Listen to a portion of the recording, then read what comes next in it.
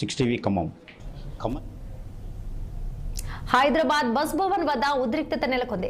Bus ఛార్జీల పెంపు నిరసిస్తూ బీఆర్ఎస్ నేతలు చలో బస్ భవన్ కు పిలుపునివ్వడంతో వివిధ ప్రాంతాల నుంచి పెద్ద ఎత్తున గులాబీ నేతలు కార్యకర్తలు తరలివస్తున్నారు.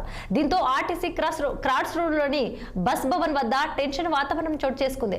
అటు నిరసన తెలిపేందుకు బస్ భవన్ బయలుదేరిన పార్టీ వర్కింగ్ ప్రెసిడెంట్ కేటీఆర్, మాజీ మంత్రి హరీష్ రావులను పోలీసులు హౌస్ అరెస్టు చేశారు. అలాగే తలసాని శ్రీనివాస్ యాదవ్, సబితా ఇంద్రారెడ్డి పార్టీ నేతలు ఇళ్ల వద్ద పోలీసులు భారీగా మోహరించారు. ఈ సందర్భంగా ఆర్టీసీ ఛార్జీల పెంపుపై కేటీఆర్ మండిపడ్డారు. తనతో పాటు ఇతర నేతలను అరెస్టు చేయడం అప్రజాస్వామికమని ఆగ్రహం వ్యక్తం చేశారు. శాంతియుతంగా ఆర్టీసీ ఎండీకి వినతి పత్రం ఇవ్వాలని తమ పార్టీ పిలుపునిచ్చిందని, పోలీసులు తమను అడ్డుకోవడం సమంజసం కాదన్నారు.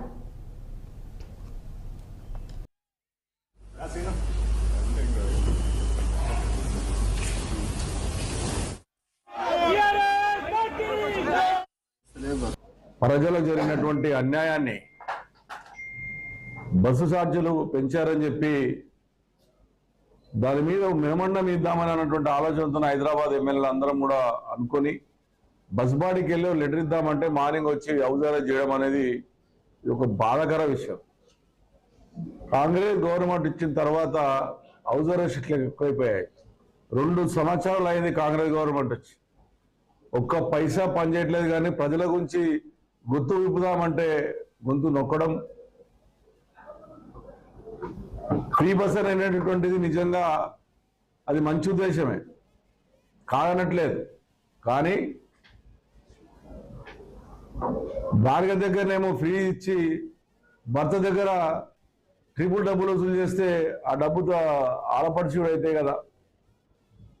ఇంత అన్యాయమైనటువంటి రాష్ట్రం ఎక్కడనుందా? భర్త అలాగా భార్య అలాగనా? నువ్వు ఛార్జ్ ఒక్కసారే 10 రూపాయలు పెంచేస్తే ఆ 10 రూపాయలు పెడితే భార్య కూడా పైసలు పెట్టుకొని వస్తుంది కదా. నేను ఎరగడ్డ డివిజన్లో నేను తిరుగుతుంటే ఒక లేడీ వచ్చింది, ఆశ్చర్యం అనిపించింది నాకు.